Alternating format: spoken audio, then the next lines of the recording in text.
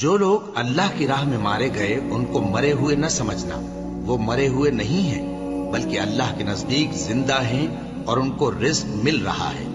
جو کچھ اللہ نے ان کو اپنے فضل سے بخش رکھا ہے اس میں خوش ہیں، اور جو لوگ ان کے پیچھے رہ گئے اور شہید ہو کر ان میں شامل نہیں ہو سکے ان کی نسبت خوشیاں منا رہے ہیں کہ قیامت کے دن ان کو بھی نہ کچھ خوف ہوگا اور نہ وہ غمناک ہوں گے، اور اللہ کے انعامات اور فضل سے خوش ہو رہے ہیں، اور اس سے کہ اللہ مومنوں کا اجر ضائع نہیں کرتا جنہوں نے باوجود زخم کھانے کے اللہ اور رسول کے حکم کو قبول کیا۔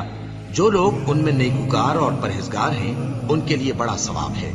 جب ان سے لوگوں نے آ کر بیان کیا کہ کفار نے تمہارے مقابلے کے لیے لشکر کثیر جمع کیا ہے تو ان سے ڈرو، تو ان کا ایمان اور زیادہ ہو گیا اور کہنے لگے ہم کو اللہ کافی ہے اور وہ بہت اچھا کارساز ہے۔